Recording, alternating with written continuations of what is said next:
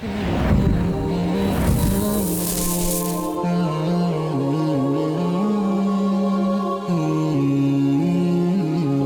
الله والصلاة والسلام على رسول الله. اللهم اشرح لي صدري ويسر لي أمري واحلل عقدة من لساني يفقه قولي ولا حول ولا قوة إلا بالله العلي العظيم وبعد.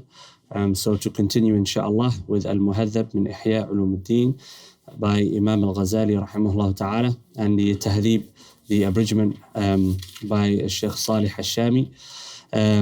So we spoke last week after Imam al-Ghazali introduced us to the topic of Iman. We spoke about al-Nifaq. So he concludes the chapter with al-Nifaq, speaking about hypocrisy, what hypocrisy is, and its relation to Iman. And he mentions that there are two types of hypocrisy that we should be concerned with. The first is the hypocrisy of action, and the second is hypocrisy of belief, where the hypocrisy of action being where a person claims to be a believer, but his action says otherwise. And this doesn't take a person out of the fold of Islam. For example, a person may pray and they give length to their prayer to impress others. A person may recite the Quran and they beautify their recitation for the sake of others, but they believe in Allah subhanahu wa ta'ala. So their action is in contradiction with their belief. And this is something which is very difficult, and it's something which we have to work on for the duration of our lives. And the Prophet ﷺ, in a weak hadith attributed to him, he said that the majority of the munafiqun of this ummah will be from the qurra, from the reciters of the Quran. And we know the Prophet ﷺ, he said the first to be thrown into the hellfire will be the qari, or the alim. And it will be said to him, why did you learn the Quran? What did you do with this blessing, etc.? And he'll say, I read for your sake. And Allah subhanahu wa ta'ala will say, you lie. You read for the sake of others. You read to be called a qari, and it was said about you, qari, now go and receive your reward, i.e. from the people that you read for. And likewise the mujahid, likewise the jawad, and so on and so forth. And so it's very important, and we're going to see here the importance of purification of the heart. He's going to speak about it, inshallah. Likewise the jawad, likewise the mujahid, the one who gives his life for Allah subhanahu wa ta'ala's sake. And shahada, to testify with your life of the truthfulness of that which you believe in. That's what shahada is. A person who is martyred, they have testified with their soul. They've said to mankind, I bear witness to the truth of this message, so much so that I'm giving that which is most precious to me, i.e. right now, up for the sake of that message, i.e. La ilaha illallah, Muhammad Rasulullah. Likewise, the jawad, who spends his hard-earned wealth or money for those who work hard to earn it. Some, they inherit it, and so on and so forth. But they spend that which is considered precious. Most people, they spend their entire lives for the sake of acquirement of wealth. Many people, they work their entire life to pay off a mortgage for a house, etc. The jawad, he spends that which is dear to him, and it should be for the sake of Allah subhanahu wa ta'ala, but due to a lack of sincerity, it becomes for the sake of the people. And that's hypocrisy of action, which we have to be very careful about. And hypocrisy of iman, hypocrisy of belief, is where the person is not a mu'min to begin with. They pray, they fast, etc. And we made some jokes about it, and maybe the jokes weren't befitting, Allahu a'lam, but people are still praying in the front row, so alhamdulillah, hopefully it wasn't taken too seriously. But he clarifies. Then he goes on to al-kitab al-thalith, asrar al-tahara. So the third book amongst the 40 books that we mentioned make up al-Ihya, Ihya Ulumuddin, revival of the sciences, and of course the Islamic sciences. Although it could be argued that the sciences generally of civilizations past, they all aspired toward the same thing, which was mastery of the self, purification of the self, betterment of the self, for man to become man, and so on and so forth. And in order to do that, you have to have a framework that defines for you what it is to be a man. And who knows what it is to be a man better than the creator of man, Allah subhanahu wa ta'ala. And of course, when I say man, I mean man and woman. So he says asrar al-tahara, and sir, asrar, in Arabic, sir basically means secret. And a secret is something which is known to some and not known to others. And the asrar of al-tahara that which is considered to be from, you could say perhaps, the hidden reasons or purposes or hidden information about tahara. It's not that it's secret because only a few are informed, but because only a few try to understand. And only those who use their intellect and their capacity to think and understand will come to realize what Imam al-Ghazali is putting for us in a formulation. So he says, قال الله تعالى, he says, تمهيد في مراتب الطهارة. So an introduction to the stations of الطهارة, an introduction to the stations of طهارة. He says, قال الله تعالى فيه رجال يحبون أن يتطهروا والله يحب المطهرين. So he uses the verse where Allah subhanahu wa ta'ala is speaking about a group of the Sahaba, i.e. the Sahaba who loved to purify for Allah subhanahu wa ta'ala's sake. And he says, وَاللَّهُ يُحِبُّ الْمُطَّهِرِينَ, and Allah subhanahu wa ta'ala loves those who purify.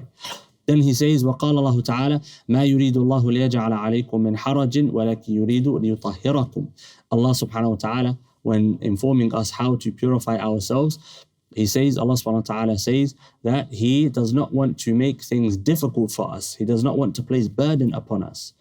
And that's a principle some of the ulama discuss, that if the deen becomes haraj, there's something wrong with the application of deen. There should be difficulty, of course, that's a part of the test, but the test should not be made difficult unnecessarily. So for example, if a person is having issues with tahara or purification, is becoming extremely difficult for him or her, due to, for example, a person might develop a perfectionist tendency where they try to perform wudu perfectly and they continually repeat the wudu, or salah. They try to repeat the salah perfectly. Why? Because they feel there was a deficiency in their salah, etc. Eventually, what's going to happen? It's going to become haraj. It's going to become a burden to perform wudu, a burden to pray. Likewise, learning. If you go to a lesson and you're starting with a beginner book, and the teacher is giving you a commentary which should be given for an extremely advanced book, you walk away thinking it's impossible to learn. That's haraj, and that's not the correct way. So that which is easy should remain easy. We shouldn't make it difficult. And sometimes we make the deen difficult for people. We place haraj upon people. We make it difficult for them. An example, a person starts to practice Islam or enters into Islam, and we start to give them complex matters and complicated issues. We start to make things difficult for them. It can very easily lead them to leaving or abandoning the deen. And that's incorrect. And that was not the way of the Prophet ﷺ. The Prophet ﷺ, he said, يَسِّرُوا وَلَا تُعَسِّرُوا, to make things easy and don't make things difficult. It doesn't mean make things easy, abandon the Sharia. No, there is a difficulty in the Sharia, and that's a part of the test. But don't make the test extra difficult unnecessarily by adding or taking away or introducing things which people are not ready to hear. And this, it's a whole topic that can be discussed.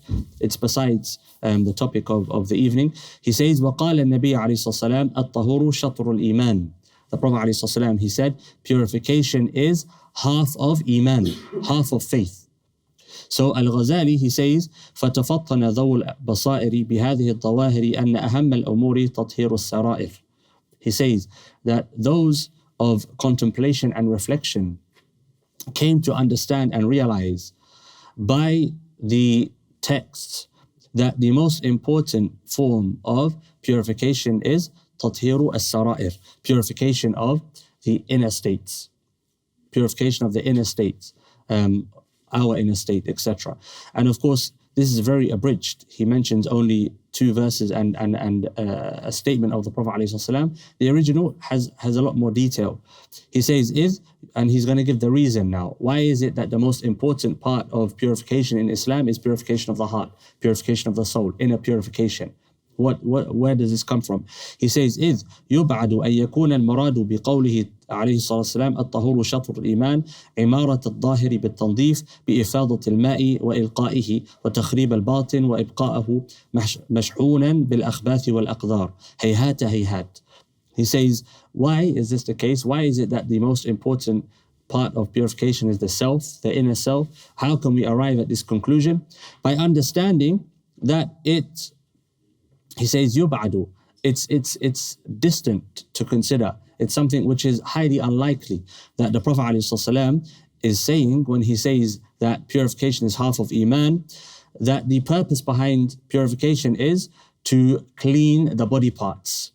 To clean the body parts by pouring water over the body parts and throwing water away and so on and so forth, whilst leaving the inner state, the heart, the soul, to basically become corrupt. وَإِبْقَاءَهُ مَشْحُونًا بِالْأَخْبَاثِ وَالْأَقْذَارِ, and leaving it in a state where it's filled with impurities and degenerative traits and tendencies. What's the purpose behind Islam? Allah subhanahu wa ta'ala, when speaking about Yawm al-Qiyamah, those who will be saved, Allah subhanahu wa ta'ala tells us the one who will be saved is the one who comes with a qalb salim, a pure heart. And so if the Prophet ﷺ is saying at-tahuru shatrul iman, that purification is half of Iman, how can it simply be to purify the body? And some will say Iman here refers to Salah. Iman refers to Salah. Why? Because there's no Iman without Salah. And so wudu is the key to Salah, therefore, and that can be an interpretation from amongst interpretations.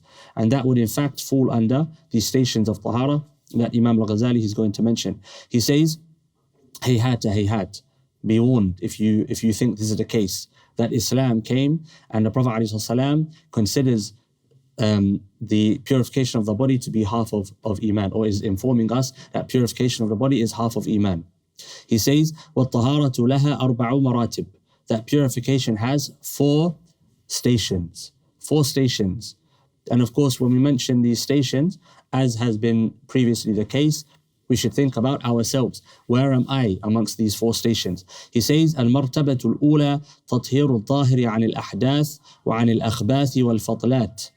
He says the first station of purification is the simple station which everyone assumes or knows when it comes to purification of the body, which is to rid it of the akhbath, the impurities that might be upon it, so the physical, tangible impurities, and al-ahdath.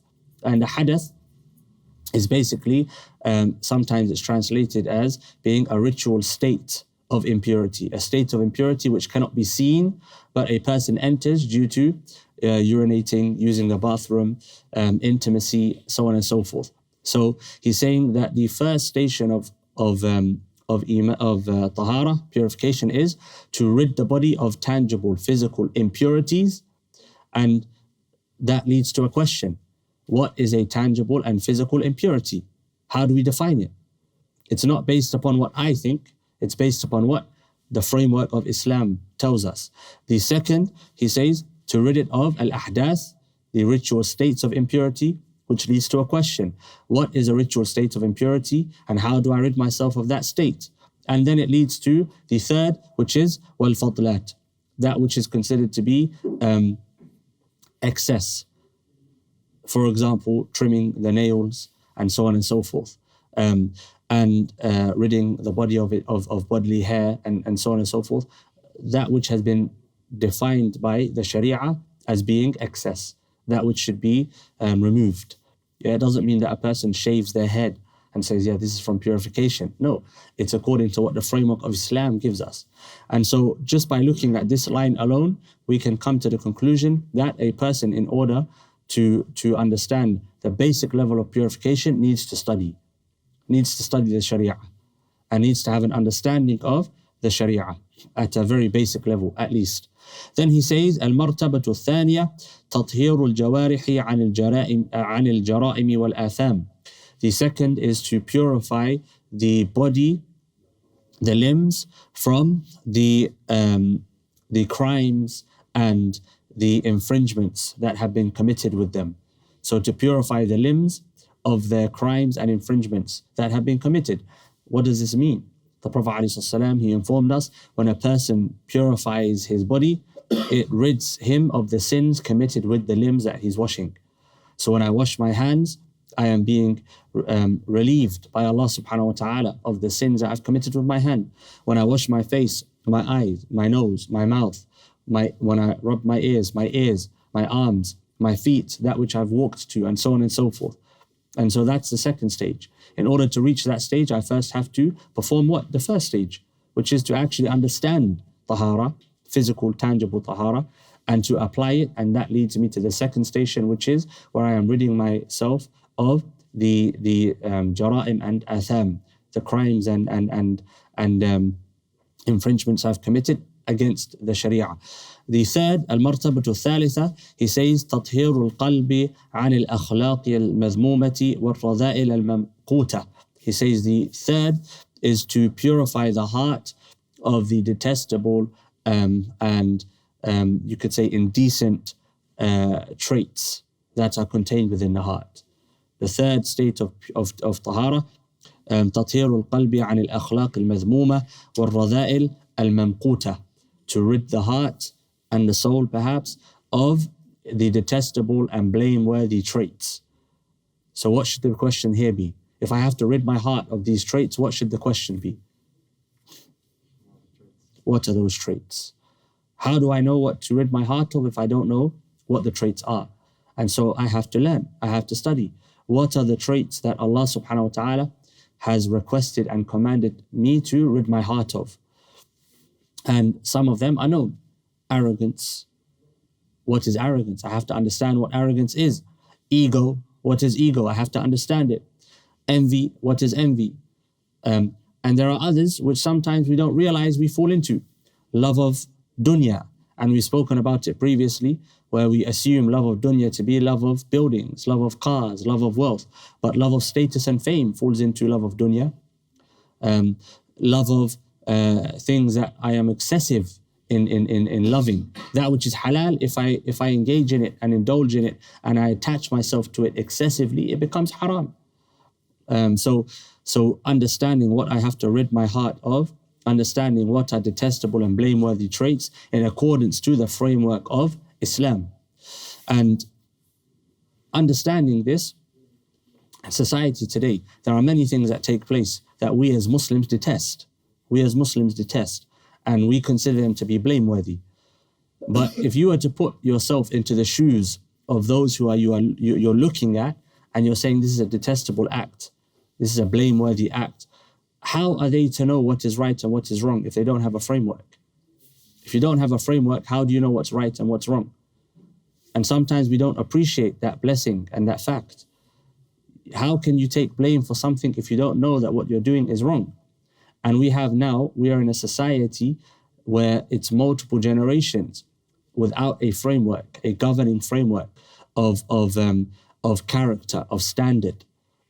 When you strip society of God and of frameworks that have been sent by God, Allah subhanahu wa ta'ala, what do they use to govern themselves with?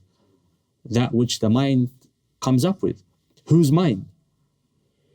And it's going to change all the time. And that's what we're seeing today. And so it's important to remind ourselves, when we see that which is detestable and that which is blameworthy, we have to say, Alhamdulillah, that I even know what detestable is. I know what haram is. I know what makruh is. I know what Allah subhanahu wa ta'ala doesn't like. Because if I hadn't known these things, perhaps I would be worse than those that I'm looking at. That's a reality. If one man can commit a crime, every man can commit the same crime. There's no difference between men when it comes to the ability to commit crimes. And a person who thinks himself free of the capacity to commit crimes like those who commit crimes, a foolish person. If one man can do it, any man can do it. If one woman can do it, any woman can do it. And so it's important to understand and realize the blessing that we have, this framework. And then he says, المرتبة الرابعة تطهير السر عما سوى الله تعالى وهي طهارة الأنبياء صلوات الله عليهم والصديقين. And he says the final station of purification of the heart, he says, is to rid the sir, the inner state, the heart, of anything that is not Allah subhanahu wa ta'ala. So a person lives entirely for Allah subhanahu wa ta'ala's sake. A person's heart is engulfed by Allah subhanahu wa ta'ala. Allah subhanahu wa ta'ala is the only one to be embodied within the person's heart. Does it mean that Allah subhanahu wa ta'ala is literally in his heart? No, it doesn't. But I know some people, unfortunately, They will try to misconstrue. And of course, that's not, it's not a literal statement. Allah subhanahu wa ta'ala cannot be contained in a person's heart. But what he's saying is the heart becomes attached to Allah subhanahu wa ta'ala constantly. And so the person, everything he does, everything he thinks is for Allah subhanahu wa ta'ala. And of course he says, this is the station of the Anbiya, the prophets. The Prophet ﷺ, some of the ulama, they say the reason that he would say astaghfirullah when leaving the area that he used to relieve himself, that which we today call the bathroom, they say because the Prophet ﷺ was not able to remember Allah subhanahu wa ta'ala in that state. And so he wanted to seek Allah subhanahu wa ta'ala's forgiveness for not doing so. They're in a constant state of remembrance of Allah subhanahu wa ta'ala. And then he says, was-siddiqeen, and those who reach the station below the Anbiya, i.e. the Siddiqeen, the people of Sidq. And the Prophet ﷺ, he informed us, the one who seeks knowledge, the one who tries to acquire comprehension of the deen with the purpose of reviving Islam with that which he seeks, i.e. the knowledge, and he dies whilst upon that path, this person will be with the Siddiqeen, one station below the Anbiya, which means the knowledge has entered into their heart. They're living for Allah subhanahu wa ta'ala's sake. They're living to revive Islam. They're not seeking knowledge because they want money or because they want fame or status. They're seeking knowledge because they want to revive Islam. And so they're from the Siddiqeen. May Allah subhanahu wa ta'ala make us from them. Then he says, وَالطَّهَارَةُ فِي كُلِّ رُتْبَةٍ نِصْفُ الْعَمَلِ الَّذِي فِيهَا. He says each station, purification in that station is half of that which is required within that station. What does he mean by that? He's going to explain. He says, فَعَمَلُ الْقَلْبِ غَايَتُهُ الْقُصْوَى عِمَارَتُهُ بِالْأَخْلَاقِ الْمَحْمُودَةِ وَالْعَقَائِدِ الْمَشْرُوعَةِ وَلَنْ يَتَّصِفَ بِهَا مَا لَمْ يُنَظَّفْ عَنْ نَقَائِدِهَا مِنَ الْعَقَائِدِ الْفَاسِدَةِ فَتَطْهِيرُهُ أَحَدُ الشَّطْرَيْنِ وهو الشطر الأول الذي هو شرط في الثاني. So he says, the عمل القلب, what is it that's required of us when it comes to our heart? He says, غايته القصوى عمارته بالأخلاق المحمودة, that the ultimate goal that we should have when it comes to our hearts is to what? To embellish it with the akhlaq al-mahmuda, the noteworthy or praiseworthy traits, i.e. the characteristics that the Prophet ﷺ embodied. That's the ultimate goal, to embellish our hearts with sidq, with the ability to be from the people of amana, with husn al-dhan, with a detachment from this dunya, a detachment from love of fame and status and so on and so forth. Purify it of hasad and attach to it love for others, that which we love for ourselves, etc., etc.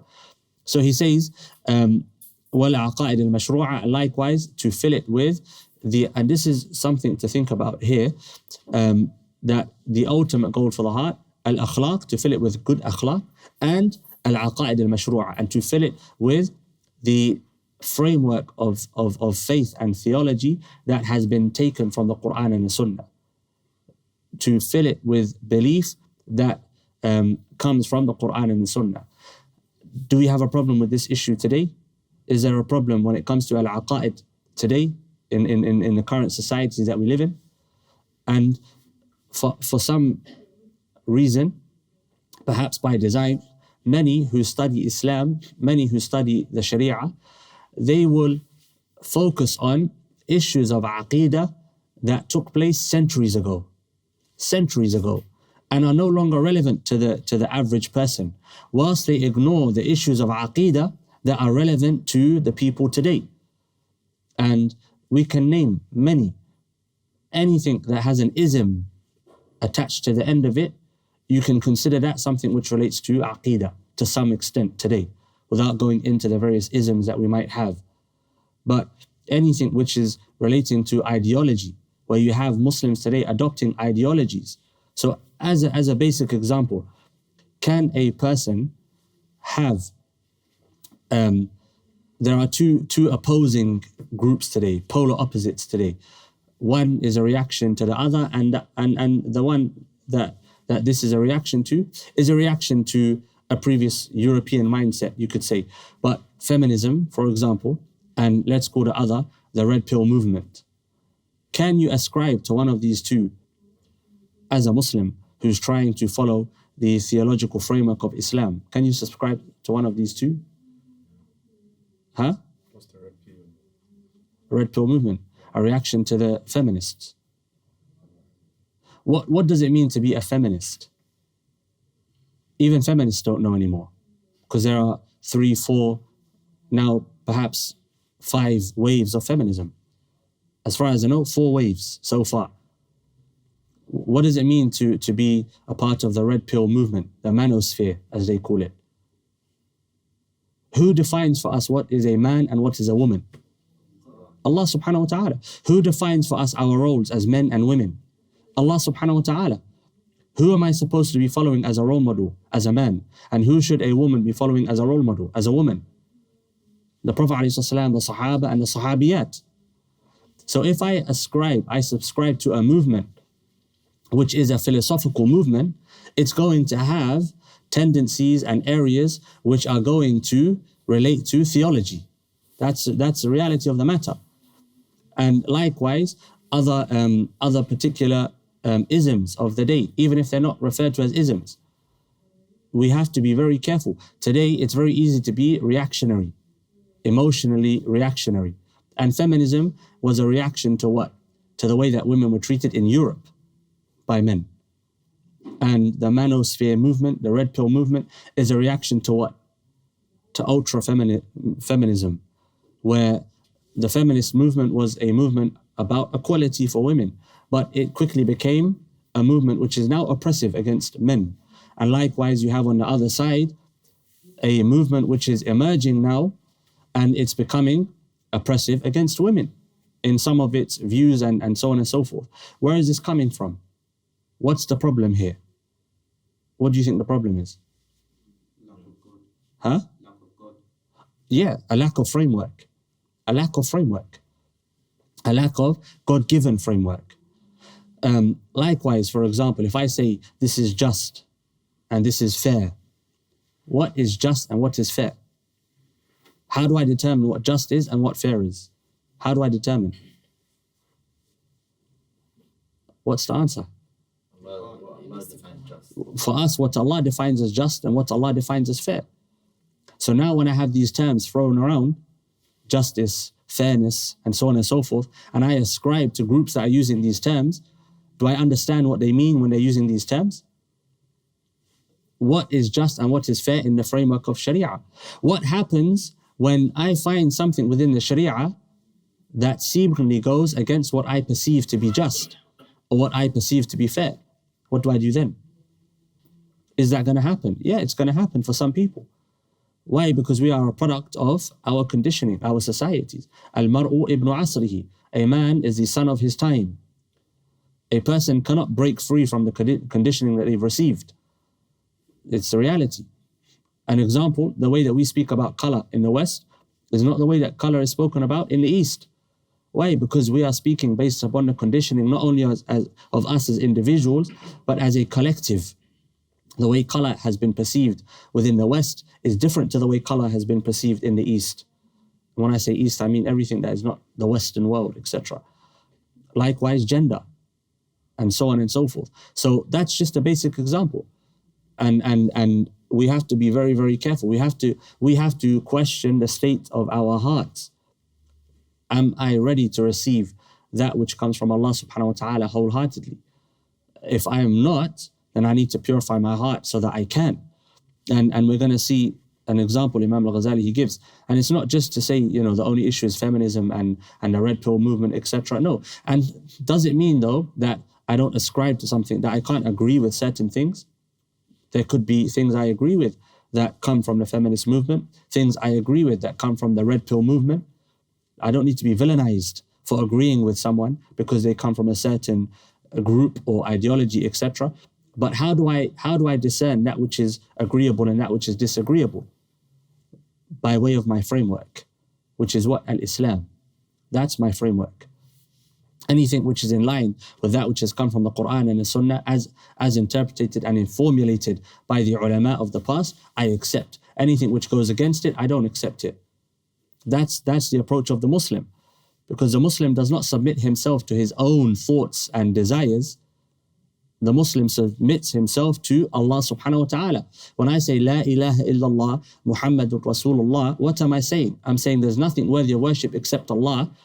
He has the right to legislate. He has the right to determine. He has the right to decide. He has the right to define. And when I say Muhammadur Rasulullah, I'm saying that this framework is that which he has decided and determined and defined as being the best, and so on and so forth. And I'm going to follow it. Letter for letter, word for word. That's my role, that's my goal in life. That's what I'm trying to achieve. And so if I find that something within Islam seems to conflict with a desire or a thought that I have, do I question Islam? I question my desire and my thought. That's what I have to do. And we have to learn to take this approach. If, for example, a person may say, what's wrong with premarital relationships? I have desires. I'm not harming anyone. Is that not a premises of argument today? As long as there's consent and there's no harm to society, then it should be okay. But is that our premises? No. Our premises is, if Allah has made it halal, it's halal. If Allah has made it haram, it's haram, regardless how much I want to do it. I may have a desire for alcohol. Does it mean I should follow that desire and say, well, I'm consenting to this and I'm consenting to that outcome and I'm not harming society? And even that point there, harm is subjective. When you say it doesn't harm society, what does that mean? How do you define the boundaries of harm? How do you measure? How do you quantify harm? So we follow the framework of Islam. And if I find I don't like something in Islam, the problem's the heart. It's not Islam that's the problem. And Islam as interpreted by the best of generations, as formulated by the 4 schools of fiqh, the 3 schools of aqidah. They formulated, they set the groundwork. And anyone who studies classical Islam will know that you have the tools, if you study the classical books of Islam, to understand things. Human problems don't change, the humans do. But the problems, they continue. Look at history. History tells us that. Human problems repeat themselves. The humans change, but the problems, they repeat themselves. And so if you have a framework, you know how to maneuver those problems. And it's important to think about that part, that the pinnacle goal of Islam is to fill the heart with al-akhlaq al-mahmuda and al-aqaid al-mashru'ah. Then he says, وَلَا يَتَّصِفَ بِهَا مَا لَمْ يُنَظَّفْ عَنْ نَقَائِدِهَا مِنَ الْعَقَائِدِ الْفَاسِدَةِ. And a person will not be able to acquire this state, i.e. where he's filled his heart with the correct and sound theology and faith and framework, and embellish his heart with good character, good standards, etc., unless he first does what?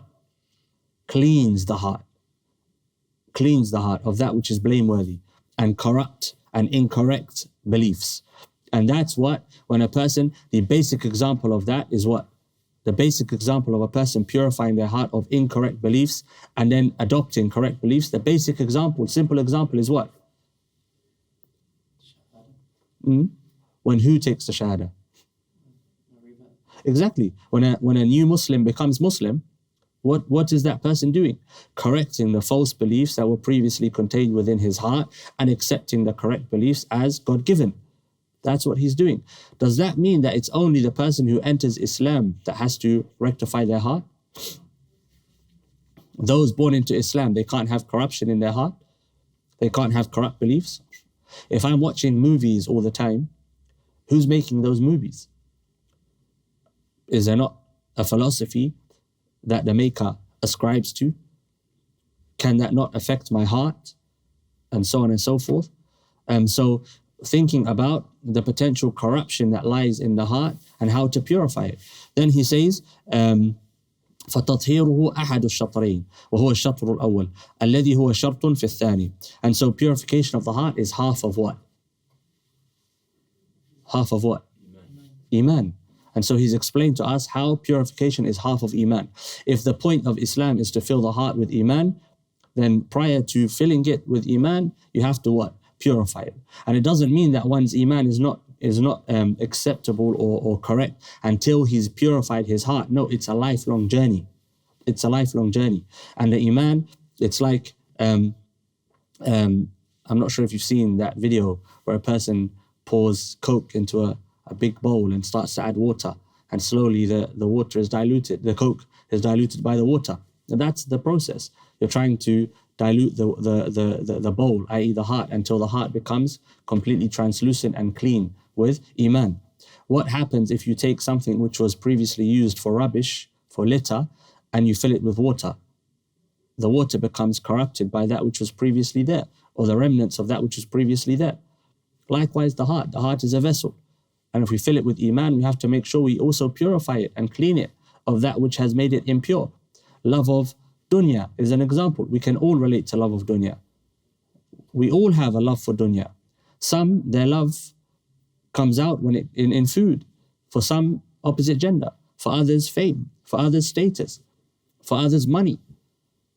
And so on and so forth. So we all have to think over what our hearts have within them and how we can purify them, and that's the purpose of this book.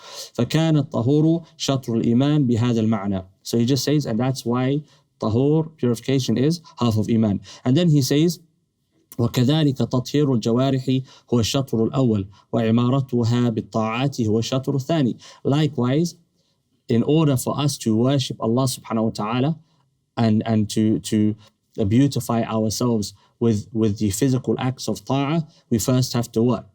Purify our limbs. In order to pray, I first have to do what? Purify my body. So he's showing that in all of these stations, the purification is the first part of the action required within that station. There are two parts, two halves to each station. The first half is what? The purification. The second half is the action which follows. He says, فَهَذِهِ مَقَامَاتُ الْإِيمَانِ وَلِكُلِّ مَقَامٍ طَبَقَةٍ. He says, so these are the stations of iman, and for although I think it might be a misprint, maybe it's meant to be فَهَذِهِ مَقَامَاتُ الطَّهَارَةِ. It could be. And he says, وَلِكُلِّ مَقَامٍ طَبَقَةٍ, and for each station there is a rank. So each station is ranked. And I'm sure we can understand the first rank, the second, the third. He says, وَلَن يَنَالَ الْعَبْدُ الطَّبَقَةَ الْعَالِيَةَ إِلَّا أَن يُجَاوِزَ الطَّبَقَةَ السَّافِلَةَ. He says that he says al-abd, yeah, so the slave of Allah subhanahu wa ta'ala, the servant of Allah subhanahu wa ta'ala, will not be able to reach a station except by progressing from the station that comes before it. In order to reach the level of purification of the inner, I have to first progress past the purification of the outer, etc. He says, فَلَا يَصِلُ إِلَى طَهَارَةِ السِّرِّ عَنِ الصِّفَاتِ الْمَذْمُومَةِ وَعِمَارَتِهِ بِالْمَحْمُودَةِ مَا لَمْ يَفْرُغْ مِنْ طَهَارَةِ الْقَلْبِ عَنِ الْخُلُقِ الْمَذْمُومِ.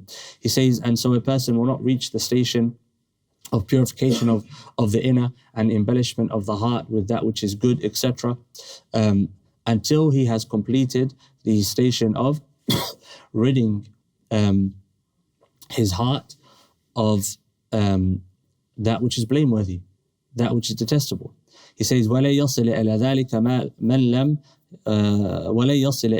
مَنْ لَمْ يَفْرُغْ عَنْ طَهَارَةِ الْجَوَارِحِ. And the person who doesn't get past the purification of the body, a person who is not praying, can they think about purification of the heart? No. The prayer leads to the purification of the heart. And Imam al-Ghazali, he mentions this in Bidayatul Hidayah. He says, Bidayatul Hidayah, ظاهر التقوى, ونهاية الهداية, باطن التقوى. That the beginning of guidance starts with the outer acts of taqwa. And the end of guidance, i.e. the conclusion of guidance, is the development of the inner states of taqwa. In order to reach the inner state, you have to first start with the outer actions. And he says, إذا عرفت هذه المقدمة واستبنت أن الطهارة لها 4 مراتب فاعلم أن في هذا الكتاب كتاب أسرار الطهارة لسنا نتكلم إلا في المرتبة الرابعة وهي نظافة الظاهر لأن في الشرط الأول من الكتاب لا نتعرض قصا إلا للظواهر. So he says, if you've understood this introduction to Tahara, and it's become clearly recognizable to you that Tahara has 4 stages, then know that in this particular section of the book, we're only going to speak about that which is apparent of Tahara, i.e. the Tahara of the limbs. He says, why? And he says, we're doing that purposely. Why? Because in the first half of this book, we're speaking about that which relates to the apparent actions of Islam. And in the second half of the book, he goes on to speak about illnesses of the heart and cures from these illnesses and so on and so forth. He says, فنقول طهارة الظاهر ثلاثة أقسام طهارة عن الخبث وطهارة عن الحدث وطهارة عن فضلات البدن.